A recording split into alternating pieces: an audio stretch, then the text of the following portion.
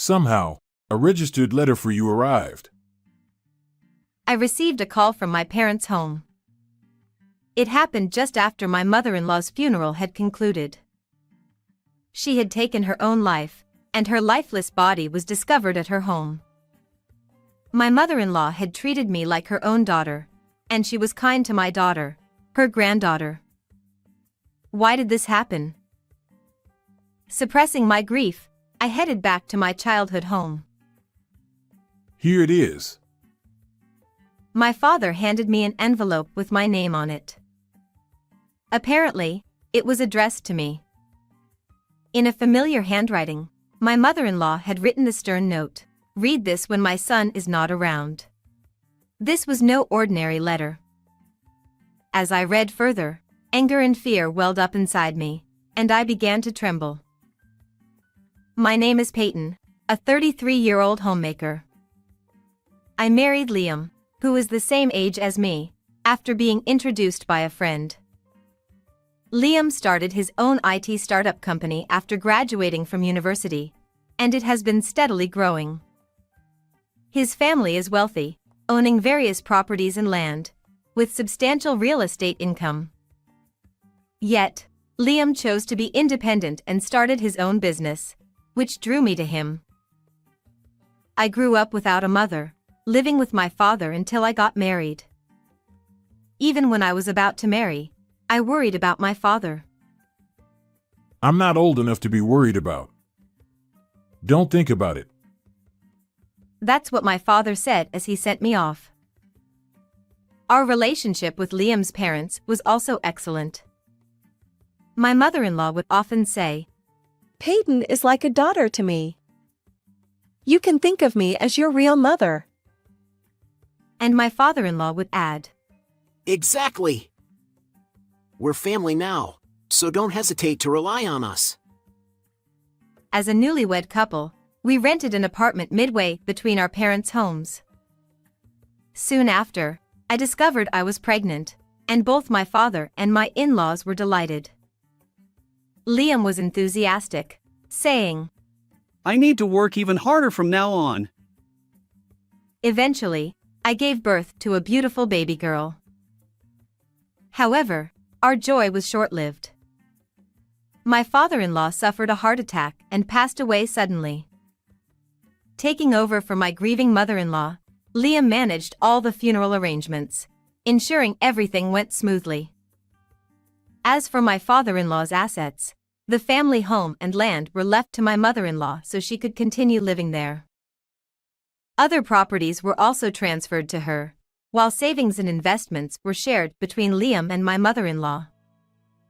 The inheritance process was handled by Liam. "I left everything to you, and I'm sorry. Thank you." Well, it's only natural since we're family, isn't it? Indeed, even though he runs a small startup, Liam is a company owner, and I began to see him in a new light. As a couple, we decided to use the inherited savings to build a new house near my in-laws' home. "Peyton, it seems your family's place will be a bit farther away, but how is your father doing?" My mother-in-law worried about my father, who lives alone, without considering her own situation. "He'll be fine. If I treat him like an old man, he'll scold me instead." "I see. It's good to know he's doing well." Seeing my grieving mother-in-law, who had recently lost her husband, I realized I hadn't been considerate enough. "I'm sorry. I shouldn't say that right after your husband's passing." "No, being healthy and well is a good thing. Don't worry about me." With those words, my mother-in-law smiled, and her kindness touched my heart. Since moving into our newly built home, I've often visited my in-laws' house with my daughter. My daughter, who had just started kindergarten, looked forward to playing with my mother-in-law, and above all, I wanted her to stay healthy. Hey, Grandma, guess what? I learned a new game today. Let me teach you, and we can play together. "Oh, Really? What kind of game is it? I watched with a smile as my mother-in-law and daughter played together. I couldn't help but think of my own mother and how I wished she could meet her granddaughter like this. Liam also visited recently. It seems Liam, too, was concerned about my mother-in-law being alone at home, as he often stopped by. Little did I imagine what would happen next after that conversation. One evening, while preparing dinner in the kitchen, my phone suddenly rang. It was Liam calling. Since my hands were busy, I missed the call. I assumed he'd call back if it was urgent, and sure enough, he did. The sense of urgency in his voice made my heart race. Peyton? It's me! Mom is in bad shape. We're heading to the hospital together. What happened? What's wrong? Mom might not make it. Even through the phone, I could sense Liam's shock. Which hospital? I'll come right away. There was no time to waste with dinner preparations. I took my daughter and headed to the hospital where my mother-in-law had been taken. When we arrived at the hospital, Liam was standing outside the treatment room. Daddy. Where is Grandma? What happened? Grandma has gone to a faraway place. What? Why? The innocent question from our young daughter intensified the sadness. When Liam visited my in-laws' house, he found it strange that there was no sign of anyone. He searched for my mother-in-law and discovered her lying on the bed. By then, her breathing had already stopped. Despite calling an ambulance and rushing her to the hospital, it was too late.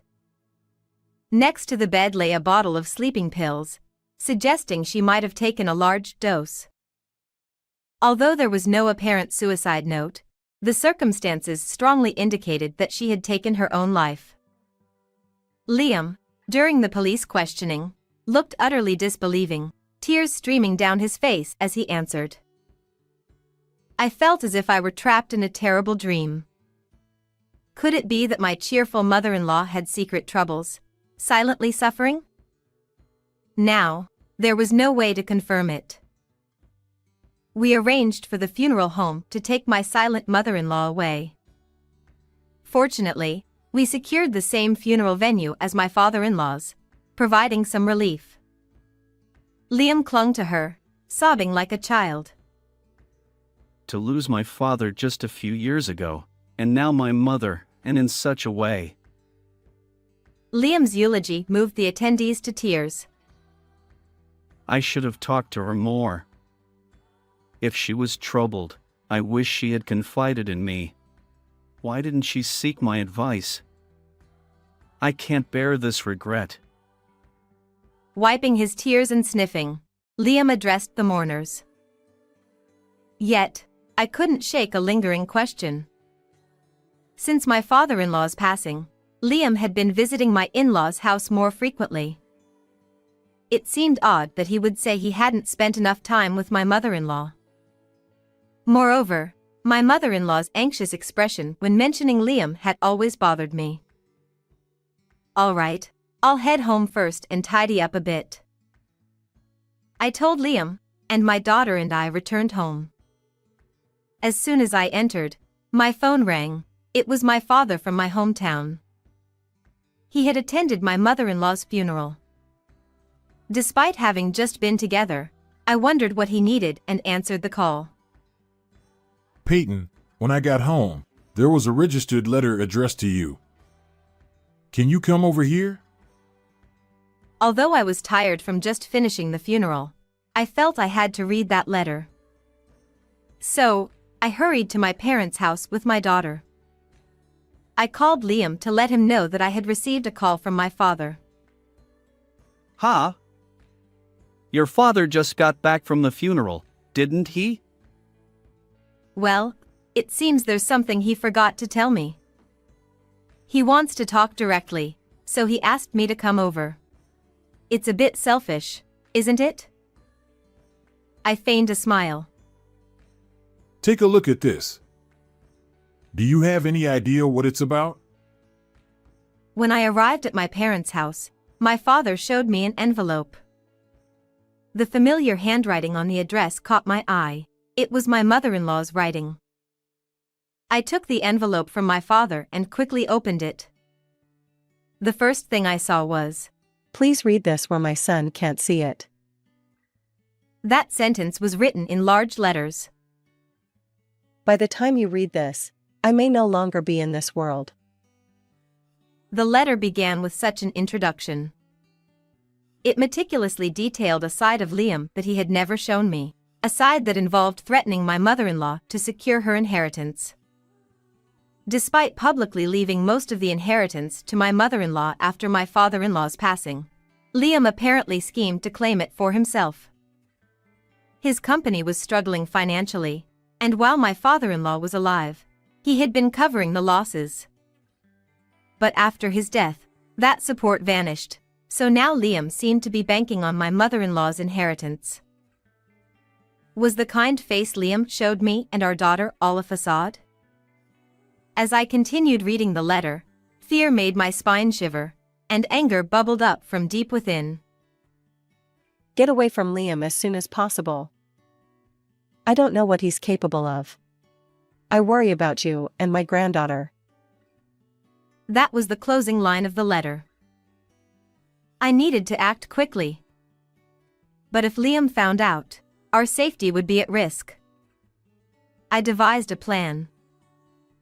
When I returned home, acting as if nothing had happened, Liam asked, What did your father want?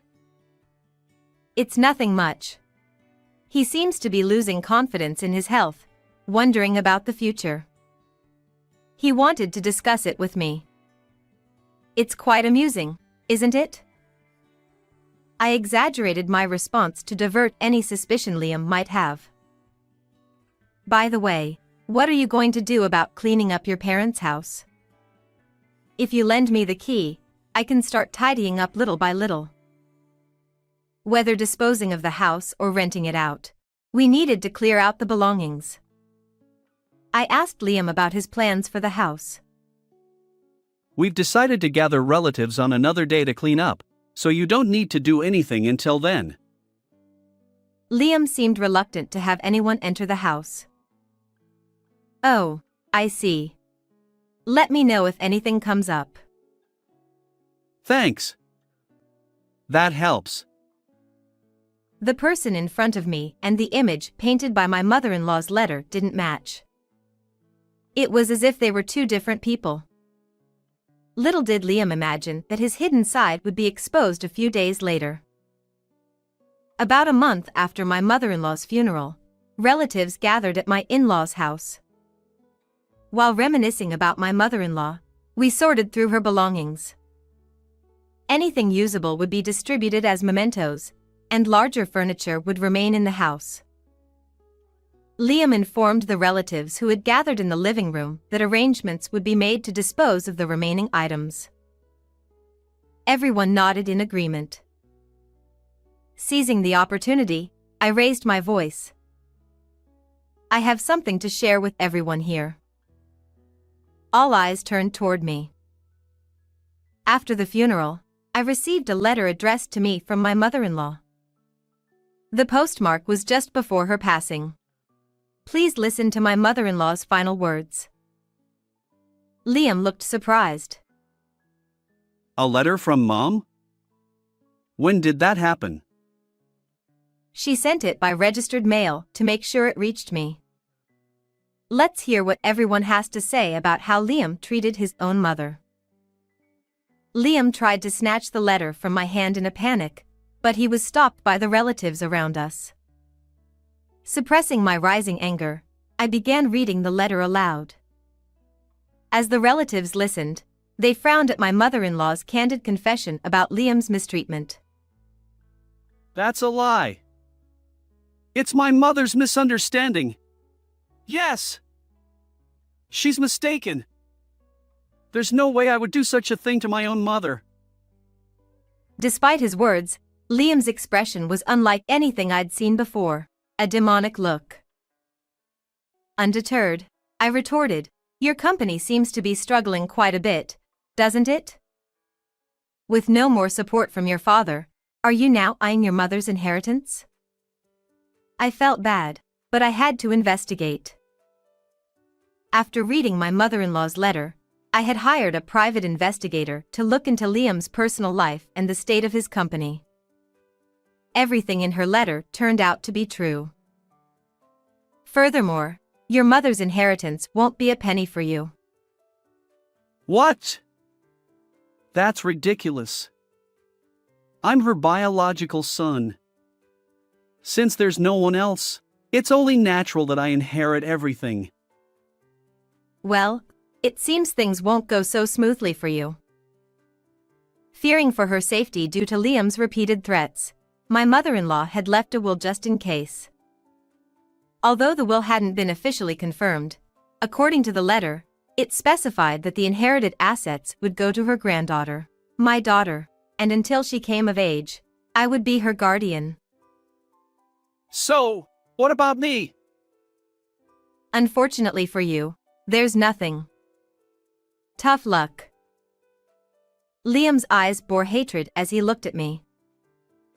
However, I continued without hesitation, "By the way, did you notice the security cameras?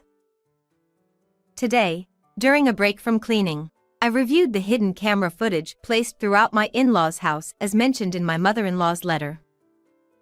Liam had discovered the cameras earlier, and I worried he might erase the recordings. But it seemed he hadn't noticed their existence. The footage clearly showed Liam tampering with my mother-in-law's drink and dragging her, semi-conscious from sleeping pills, to the bed. Even his meticulous efforts to avoid leaving evidence were captured. Liam's face twitched, and he trembled. In the next moment, he tried to dash toward the entrance. However, the police officers stationed outside apprehended him. I had already reported the hidden camera footage to the police, who had been investigating my mother-in-law's case due to suspicious circumstances. Now, with the irrefutable evidence of the footage, they had come to secure Liam. Damn it! Let go! Liam struggled helplessly as the officers restrained him and put him in the patrol car. I thought it was fortunate that I had entrusted my daughter to my father. I didn't want her to witness Liam in this state. What should I tell my daughter? Revealing that her father was a criminal would be too much for a young child. Liam would have to take responsibility for his actions in the years to come. Eventually, the time would come when I'd have to tell my daughter. The weight of that knowledge weighed heavily on my heart. Some days later, in the presence of a lawyer, I opened the will store. As my mother-in-law's letter had indicated, it explicitly stated that all her assets would be inherited by my daughter. Liam apparently denied his actions against my mother-in-law, but when confronted with circumstantial evidence and irrefutable camera footage, he eventually admitted to what he had done. Even if he was desperate for money, I can't fathom the psychology of taking one's own mother's life. My in-laws were kind people, so why did Liam commit such an act? Perhaps there was an unimaginable conflict between parent and child, but even if that were the case, taking a parent's life is unforgivable. Liam and I ended up getting a divorce. Given the circumstances, there were no other viable options. Hey, when is Daddy coming back? My daughter, unaware of the situation, asked me. He's busy with work and is in a distant foreign country. That was the best answer I could give at the moment. I returned to my parents' house with my daughter and began living with my father. Eventually, when my daughter grows up, there will come a day when I have to tell her the truth. It weighs heavily on my mind, but for now, I'll do my best with my daughter to honor my mother-in-law's wishes. How did you like this story? If you enjoyed it, please consider subscribing to my channel. Until next time.